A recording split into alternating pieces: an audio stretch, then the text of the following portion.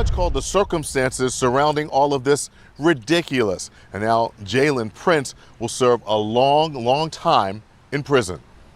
The sentence for Jalen Prince, life in prison with all but 80 years suspended. It is for the shooting September 6, 2024, inside a bathroom at Joppatown High School and killing 15-year-old Warren Grant. In May, a jury found Prince guilty of first-degree murder. He testified during his trial, telling the jury he bought a ghost gun off the street and carried it around because he was scared. He put 6 bullets in the gun, put the weapon in his backpack, and brought it to school. We just cannot have our children going to schools and not being safe, and we cannot tolerate gun violence in schools, and we will not tolerate that here. Jalen Prince was found guilty of shooting and killing his classmate, 15-year-old Warren Grant, inside a Maryland high school bathroom back in 2024.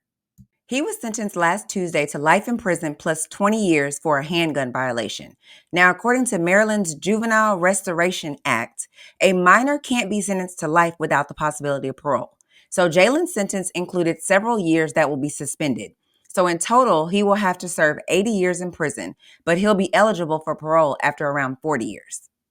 It came out in the trial that back on September 6th of 2024, Jalen brought a loaded gun to school in his backpack. He followed Warren into the bathroom to fight.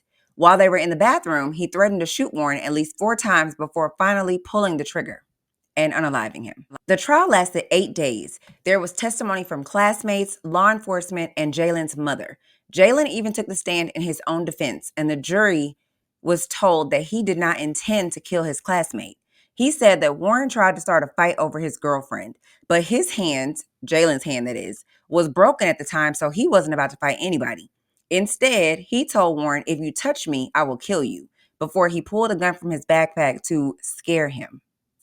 Jalen told the jury that Warren shook him and the gun fired, but he didn't fire the gun. It accidentally went off. Prosecutors quickly disputed these claims by showing a video that had been shared by a witness that showed Jalen to be the aggressor and that he was the one making threats multiple times to Warren.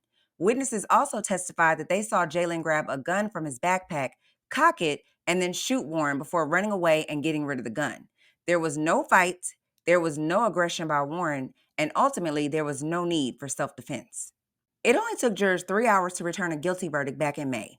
At his sentencing last week, the prosecutor told the court that Jalen has a long-standing history of violence that was shown in his school records.